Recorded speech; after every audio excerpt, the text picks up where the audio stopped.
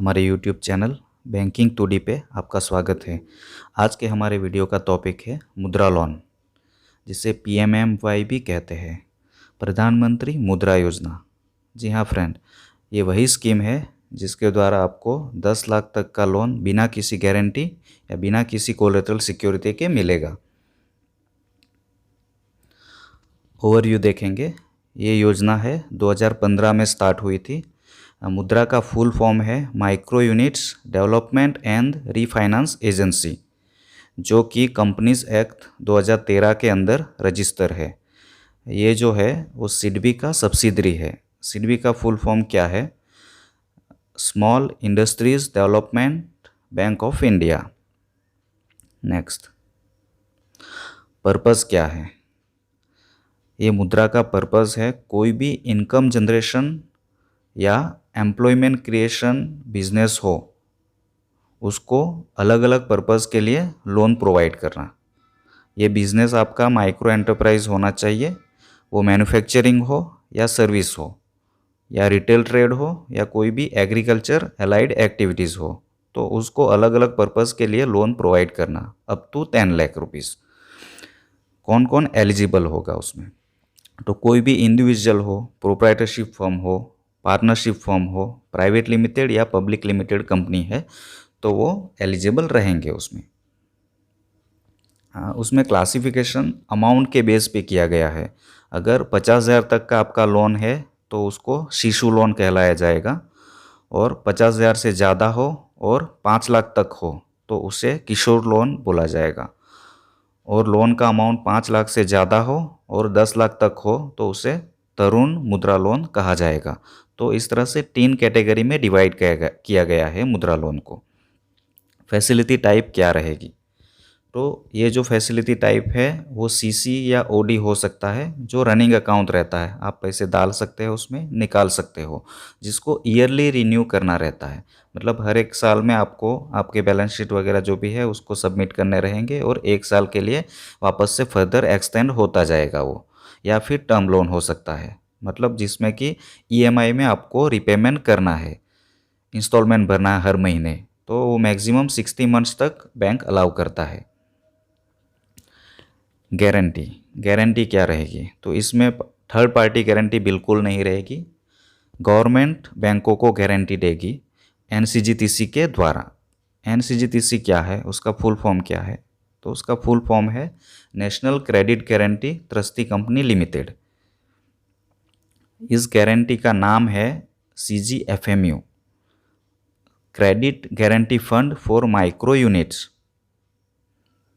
जो सिडबी के द्वारा मैनेज होगा। ये तीनों मुद्रा लोन स्कीम जो है, शिशु, किशोर और तरुण, ये तीनों स्कीम उसमें कवर हो जाएगी, और उसमें पीएमजेडीवाई का जो ओडी लिमिट आता है 5,000 का, ये भी कवर हो जाएगा CGFMU में। उसका ईयरली फीस अराउंड 1% रहता है। उसका ऑफिशियल वेबसाइट है www.mudra.org.in। तो इसमें आपको पूरा डिटेल मिल जाएगा, जो ये वीडियो में कवर नहीं भी हो रहा है, तो आप डिटेल में ये साइट पे जाके चेक कर सकते हो। या फिर आप अगर उसको अप्लाई कैसे करेंगे, तो उसको अप्लाई ऑनलाइन भी किया जा सकता है, ऑफलाइन भी किया जा सकता है। तो अगर ऑनलाइन कैसे अप्लाई करते हो वो आपको देखना है, तो हमारा एक वीडियो है how to apply MSME loan online, जिसका लिंक हमने डिस्क्रिप्शन में डाल के रखा है, वहाँ से देख सकते हैं, या फिर ऊपर आई बटन में भी चेक कर सकते हैं, और ऑफलाइन भी कर सकते हैं। तो हम यहाँ पे ऑफलाइन कैसे प्रोसेस करेंगे ये आपको प्रोसेस दिखाएंगे। नेक्स्ट, अगर आप शिशु लोन के लिए अप्लाई करना चाहते हैं, मतलब 50,000 तक का कोई भी लोन है तो वो शिशु लोन में आएगा, तो उसके लिए क्या क्या डॉक्यूमेंट आपके पास होने चाहिए? तो सबसे पहला डॉक्यूमेंट होना चाहिए आपके पास प्रूफ ऑफ आइडेंटिटी। मतलब आइडेंटिटी प्रूफ में क्या क्या आता है? वोटर आईडी आता है, ड्राइविंग लाइसेंस आता है, पैन कार्ड आता है, आधार कार्ड आता है, पासपोर्ट आएगा, और कोई फ़ोटो आईडी प्रूफ जो गवर्नमेंट अथॉरिटी के द्वारा इश्यू किया गया हो, जिसमें आपका फ़ोटो आता है इन शॉर्ट। सेकंड प्रूफ जो चाहिए आपको, प्रूफ ऑफ रेसिडेंस। तो एड्रेस प्रूफ क्या है आपका, वो होना चाहिए। तो उसमें क्या क्या आएगा? तो रिसेंट टेलीफोन बिल आएगा, इलेक्ट्रिसिटी बिल आएगा, प्रॉपर्टी टैक्स रिसिप्ट आएगा, जो 2 महीने से पुराना नहीं होना चाहिए, वोटर आईडी कार्ड आएगा, आधार कार्ड आएगा, पासपोर्ट ऑफ इंडिविजुअल्स आएगा, या पासबुक हो आपके पास वो भी चलेगा उसमें। डोमिसाइल सर्टिफिकेट है तो वो भी चलेगा। अकाउंट स्टेटमेंट हो, अगर बैंक ऑफिशियल ने उसको सर्टिफाई करके दिया है तो वो भी एज एड्रेस प्रूफ कंसिडर कर सकते हैं। या लोकल पंचायत या म्यूनसिपालिटी का कोई दाखला है आपके पास तो वो भी एड्रेस प्रूफ के लिए काम करेगा। उसके अलावा थर्ड नंबर पे है 2 पासपोर्ट साइज़ फ़ोटोग्राफ होने चाहिए जो 6 महीने से पुराने नहीं होने चाहिए। 4 नंबर पे आएगा कोटेशन ऑफ मशीन, या फिर और कोई भी आइटम आप परचेस करना चाहते हो तो उसका कोटेशन होना चाहिए कि कितने अमाउंट में ये आप परचेस करने वाले हैं। कोटेशन में क्या 5 नंबर में आएगा कि कोटेशन में आपका क्या क्या डिटेल होना चाहिए। तो सप्लायर का नाम होना चाहिए कोटेशन में कि कहाँ से आप परचेस कर रहे हो, कि कौन सी मशीनरी परचेस कर रहे हो उसका डिटेल होना चाहिए। प्राइस ऑफ मशीनरी, कितना प्राइस है मशीन का, वो कोटेशन में मेंशन होना चाहिए।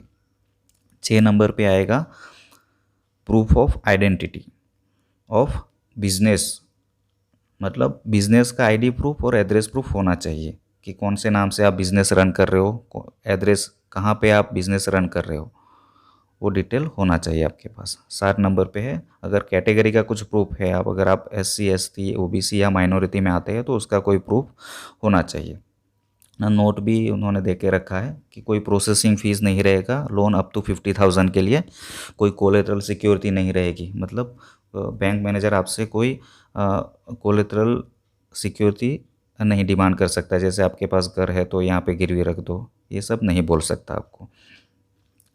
रीपेमेंट पीरियड जो है 60 मंथ्स तक अभी एक्सटेंड हो गया था, पहले कम था तो वो पहले ही आपको बताया हमने। और जो एप्लीकेंट है कोई भी बैंक में उसका लोन NPA नहीं होना चाहिए, ख़राब नहीं होना चाहिए, तो ही उसको फाइनेंस हो सकता है। पहले से अगर कोई बैंक में आपका लोन ख़राब हो चुका है तो ये वाला लोन आपको नहीं मिलेगा। ये हो गया चेकलिस्ट अप टू 50,000 लोन के लिए। नेक्स्ट देखेंगे 50,000 से ज़्यादा और 10 लाख तक के लोन के लिए क्या क्या डॉक्यूमेंट रहने चाहिए, जिसे हम किशोर और तरुण लोन बोलेंगे। तो उसमें भी पहले कुछ डॉक्यूमेंट्स तो सेम ही है। प्रूफ ऑफ आइडेंटिटी जो हमने ऑलरेडी बता दिया शिशु लोन में रहता है, सेम वैसे ही रहता है। प्रूफ ऑफ रेसिडेंस वो भी सेम रहता है। Proof of SC ST OBC minority वो भी सेम रहेगा। 4 नंबर पे है प्रूफ ऑफ आइडेंटिटी और एड्रेस ऑफ बिजनेस एंटरप्राइज, वो भी सेम रहेगा। 5 नंबर पे है कि एप्लीकेंट डिफ़ॉल्टर नहीं होना चाहिए दूसरी बैंक या फाइनेंशियल इंस्टीट्यूशन में, वो भी सेम है शिशु की तरह ही। 6 नंबर पे है लास्ट 6 महीने का स्टेटमेंट होना चाहिए एग्जिस्टिंग बैंकर का। और 7 नंबर पे है ये जो है अलग है शिशु लोन से, क्योंकि लोन अमाउंट बड़ा है तो उसके लिए डॉक्यूमेंट भी डेफिनेटली बड़ा होगा शिशु से। तो इसमें जो ज़्यादा चाहिए आपको, अगर 2 लाख से ऊपर का लोन है तो लास्ट 2 साल का बैलेंस शीट और IT रिटर्न होना चाहिए। अगर 50,000 से 2 लाख के बीच में है तो ये रिक्वायरमेंट नहीं रहेगी। अगर 2 लाख से ज़्यादा है, 2 लाख से 10 लाख तक है तो ही ये लास्ट 2 साल के IT रिटर्न और बैलेंस शीट होने चाहिए आपके पास। और 8 नंबर पे है प्रोजेक्टेड बैलेंस शीट 1 साल के लिए। अगर आपका वर्किंग कैपिटल लोन है, मतलब रनिंग अकाउंट है, तो 1 साल का ही प्रोजेक्शन चाहिए कि नेक्स्ट ईयर एंड तक आप कितना काम कर लोगे। और अगर टर्म लोन है जैसे 3 साल के लिए या 5 साल के लिए ले रहे हैं तो 5 साल के लिए आपको प्रोजेक्टेड बैलेंस शीट देना पड़ेगा 2 लाख के ऊपर के लोन के लिए, 2 लाख से 10 लाख तक।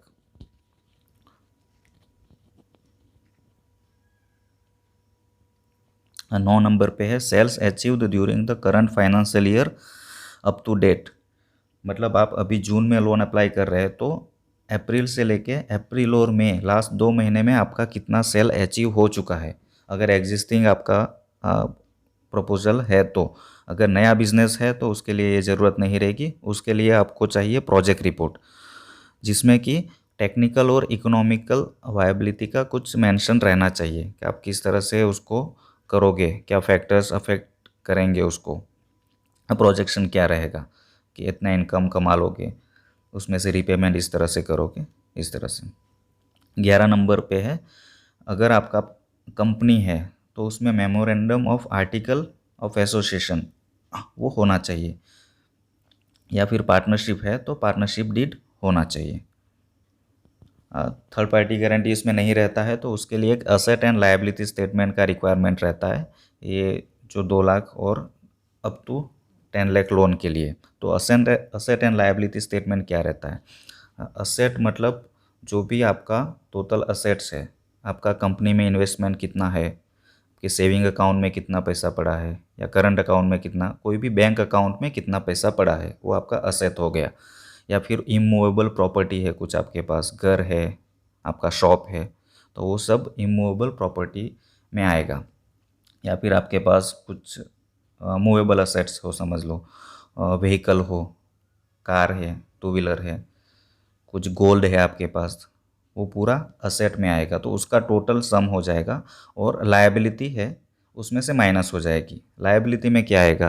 आपके कितने बैंक लोन चल रहे हैं अभी, या फिर कितने पैसे किसी को देने हैं।